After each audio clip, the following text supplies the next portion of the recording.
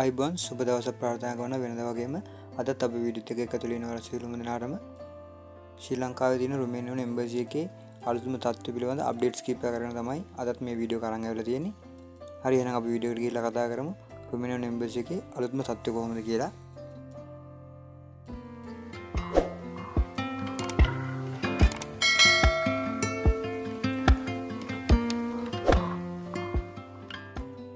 අප්‍රේල් මාසේ 3 වෙනි සතිය වෙනකොට රුමේනියානු එම්බසි එකට අලුතෙන් තවත් කන්සියුලර්ස්ලා දෙන්නෙක් ඇවිල්ලා තියෙනවා ඉන්දියාවේ ඉඳලා. එතකොට ලංකාවේ මුලින් හිටිය කන්සියුලර්ස්ලා 3 දෙනෙක් ලංකාවේ එම්බසි එකේ.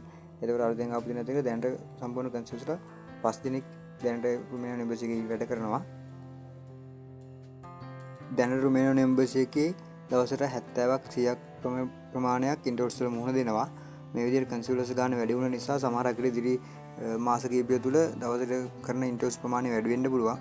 දවසට ඉන්ටර්ව්ස් 120ක් 150ක් වගේ කරගන්න පුළුවන් වෙයි කියලා අපි හිතනවා. මේක 100% ෂුවර් නැහැ. සාමාන්‍යයෙන් ඉන්ටර්ව් කන්සියුලර් 5 දෙනාම ඉන්ටර්ව් කරොත් ඒ වගේ ප්‍රමාණයක් කරගන්න පුළුවන් වෙයි. ඒ වගේම තමයි ජනවාරි පෙබරවාරි මාසවලට සාපේක්ෂව මාර්තු මාසයේ මැද ඉඳන් වැඩි ප්‍රමාණයකට ඉන්ටර්ව් ඩේට්ස් ඉෂුව වෙලා තියෙනවා. මාර්තු මාසයේ 3 වෙනි සතියේ ඉඳන් අප්‍රේල් මාසයේ 3 වෙනි සතිය වෙනකොට ගන්නකොට SC නම්බර්ස් 4කට 168 169 170 සහ 171 ප්‍රමාණයකටත් ඉන්ටර්ව්ස් ඩේට් ඉෂුව වෙලා තියෙනවා.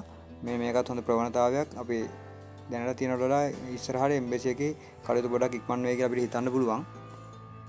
අප්‍රේල් මාසයේ 4 වෙනි සතිය වෙනකොට ඉන්ටර්ව් වල ඩේට් ඉෂුව වෙන්නේ SC නම්බර් 171 9 වෙනි කාණ්ඩයට සහ 172 මුල් කාණ්ඩ වලට ඉන්ටර්ව් ඩේට්ස් ඉෂුව වෙලා තියෙනවා. ඒ කියන්නේ 2024 7 වෙනි මාසයේ අග සහ 8 වෙනි මාසයේ මුල එම්බසි සබ්මිට් කරපු SC නම්බර්ස් වලට 25 මැයි මාසයේ මුල් සති දෙකේ ඉන්ටර්ව් ඩේට්ස් ඇවිල්ලා තියෙන ඉන්ටර්ව් වලට පේස් කරන්න.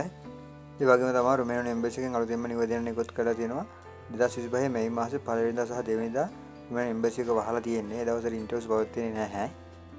ඒ වගේ තමයි ඉන්ටර්ව් එකේදී ඇග්‍රීමන්ට් එකට අමතරව myself ගැන ගොඩක් දෙනෙක්ගෙන් අහලා තියෙනවා.